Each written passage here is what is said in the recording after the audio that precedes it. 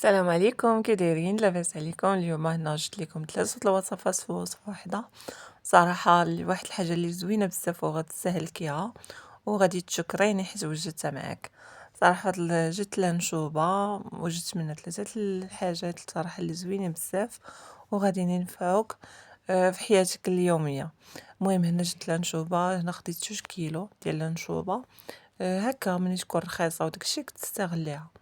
هنا غناخدها أول حاجة لواحد الطريقة باش غنغسلها وتجيني ساهلة في التنقية ديالها، هي غناخد واحد البانيو صغيور بحال هكا وغندير فيه هاد البوشيطات هادا اللي كيكونوا رقاق، كنحيد ليه القشرة هي الأولى، ومن بعد عاوتاني كنحيد ديك القشرة صافي كنغسلها كاملة، كتحيد منها القشرة باش هكا ما كتصعبش علينا التنقية ديالها. صافي هنا كنجيب بانيو اخر كندير فيه شوية الماء نقي عاوتاني وكنجيبها كنبدا نحيد ليها ديك الساعة غير الراس صافي، كنجر ليها داك المصيرنات كلهم معاها كما كتشوفوا. صافي كنحيد لها سنسور بكل سهولة باش هكا كتجيني زوينة في الوصفة اللي غادي نوجد معاكم. شوية غنحيد له السنسور وشوية ما غنحيدلوش، غنخليها بحال هكا، غنحيد لها غير الراس والمصيرنات وغادي نوجدها معاكم. كما كتشوفوا بسهوله كتنقى، راه ما كتاخذش لكم كاع الوقت بزاف. الا تبعتوا هاد الطريقه ديال التنقيه اللي درت لها انا راه دغيا كتوجد. صافي هنا بعد ما ساليت جمعت دوك الرويسات وديك القشره ديالو اللي كتبقى دايره لنا في لافابو كتشد لينا في يدينا في الماعن، هكا كتجيني ساهله. الطريقه الاولى غادي ناخدها باش غادي نوجدها للغدا، ندير لها شويه الملحه وشويه الابزار صافي والثومه.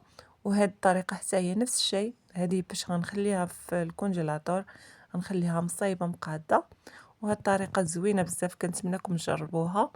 غادي نديرها هكا في الفينو وغادي نبقى نحط في هاد المقلات اللي ما كيلصقوش، هذه خليتها خصيصا لهاد الوصفه هذه. وهذه غنديرها نطيبها، وهذه غنخشيها بحال هكا في المجمد حتى تكونجيلا وغنجمعها في الميكاب بهاد الطريقه. غير كنبغيها كنجبدها كنحطها في المقله بنفس الطريقه ديال هذه صافي، وكتوجد معايا كنحطها طيب، نشعل عليها العافيه ونغطي عليها ونزيد عليها الزيت ونخليها كطيب.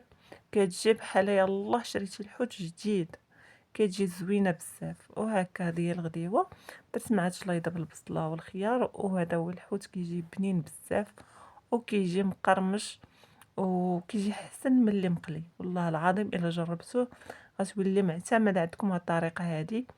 وبغيتو الا بغيتو تحيدوا لها كاع حتى السنسول تحيدوا لها الطريقه هذه، هاد الشكل هذا ما حيتش له سنسول، بقى بحال هكا. وبعد ما تغديت خليت هاد الحوت هذا رقدتو، غسلته وخليته كيتصفى. وهنايا غادي ندوز باش غادي ندير له هنا كاس ديال الماء، ودرت كاس ديال الخل، ديروا اي خل بغيتو، انا كان عندي هذا ودرتو. صافي غندير كاس ديال الخل وكاس ديال الماء كما كتشوفوا معايا. وهنايا غادي ناخذ هاد الانشوبه هادي، خديت بواطه بحال هكا وغادي نسرح فيها هذيك الانشوبه، نقرش بالملحه، كل طبقه نرش بها بالملحه. وانتوما بقاو فين ما ديروا طبقه ديال الانشوبه كوبوا شويه الماء والخل، ما ديروش بحال اللي درت انا. صافي وهنا غادي نخليهم في الثلاجه تقريبا هكا شي 3 سوايع على ما كتشرب ليا داك الحامض والملحه. انا غنجبدها نصفيها من داك الحامض والملحه، وغادي ضروري خصها تنشف بهذه الطريقه هذه باش تصبر معنا مده اطول. هنا ما كانش عندي بابي كويزين، هنا درت غير هاد السربلسات هادو اللي نقيين وكيشربوا الماء صافي، ودرت عليهم شويه ديال البابي كان عندي، ماشي بزاف ما يعني ما قدنيش. وصافي وخليتهم هكا كينشفوا على ما كنوجد هاد لاصوص هادي اللي زوينه بزاف. هنا خديت الاعشاب المتنسمه ضروري تكون كارمه، خديت شويه الهريسه شويه الثومه وزيت العود والملحه والابزار. صافي هنا غادي ناخد ديك الفلفله قطعتها وشويه الزيتون حتى هو مقطع، والزيتون اللي عمرته بالفلفله هكا خشيت فيه الفلفله. صافي هنا بعد ما جبت هاد القرعه اللي كتكون معقمه قرعه بواطه ديال الدجاج، ضروري تكون شي حاجه مهم ديال الدجاج. هنايا صافي بديت كنحط في الانشوبه ديالي، حطيت شويه الفلفله وشويه الزيتون من التحت وديك لاصوص، وحطيت الانشوبه. فين ما كنحط الانشوبه كنزيد هداك شويه د الزيت او لاصوص، كنعاود ثاني كنزيد الفلفله والزيتون وكنغطي عليها بالزيت. صدقوني كتجي واعره، زعما هاك راه كتباع بأثمنة باهظة زعما بالنسبة يعني غير 6 الحبات كيبيعوهم لكم ب50 درهم بهاد الطريقة هادي باش مصايبة هادي.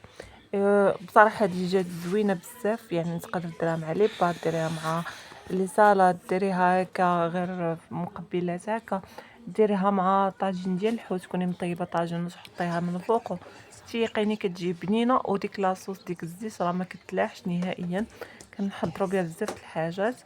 غير هي حاجة وحدة ما كنديروش فيها الربيع خضر، نقطعوه ونديروه ما كيجيش، ضروري تكون الأعشاب منسمة مع كارمة، وإلا بغيتو تحتفظوا عليها بمدة أطول دير لكم حتى عام، تسدي عليها غير في الكوكوط باش كتسد القرعة، وتحتفظي عليها في بلاصة مظلمة، ولا كنتي كتخافي ديريها في الثلاجة، راه تصبر معاك حتى لمدة عام، وبسلامة عليكم.